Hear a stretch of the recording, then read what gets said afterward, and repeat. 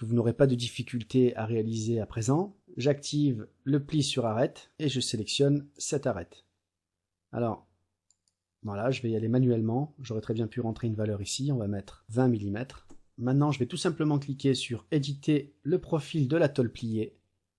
J'ai un profil ici rectangulaire qui apparaît. Je peux redimensionner tout ça par cliquer et glisser. Je vais déplacer cette arête jusqu'ici. Grâce à cet outil, je peux également ajouter des dimensions avec l'outil cotation. Par exemple, la hauteur ici. Je vais mettre 15 mm.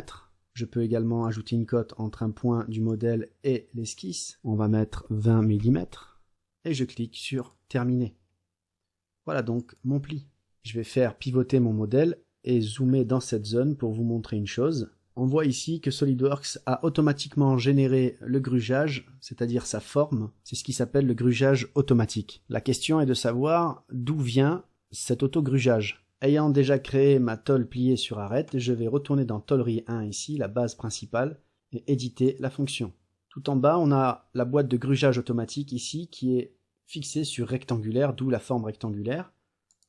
J'ai d'autres options, déchirure et arrondi. J'ai ici donc une valeur qui représente le ratio de grugeage, qui est fixé par défaut à 0,5. Celui-ci indique tout simplement le rapport entre la distance de grugeage et l'épaisseur de votre tôle. 0,5, cela indique que la distance de votre grugeage sera égale à la moitié de l'épaisseur de votre tôle. Si je mets 1, j'aurai une distance de grugeage égale à l'épaisseur de ma tôle.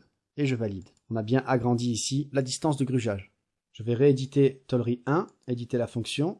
Je vais mettre plutôt arrondi, je valide. Vous voyez comme la forme a changé. Si je prends dans l'onglet évaluer l'outil mesurer et que je mesure la distance entre ce point et cette arête, j'ai bien 4 mm correspondant à l'épaisseur de ma tôle, sachant que le ratio de grugeage est de 1. Si je remets 0,5, normalement je devrais avoir ici 2 mm. C'est ce qu'on va voir. Je clique sur Tôlerie 1, éditer la fonction, je repasse en 0,5, tabulation, je valide. Je reprends l'outil mesurer et je remesure la distance entre ces deux-là. Je trouve bien 2 mm, la moitié de l'épaisseur. La dernière option, dans Tôlerie 1, alors je quitte l'outil mesurer. Tôlerie 1, clic gauche, éditer la fonction. Je vais mettre une déchirure. Vous voyez que vous n'avez plus la possibilité d'indiquer de ratio, car il n'y aura plus de décalage. Je valide.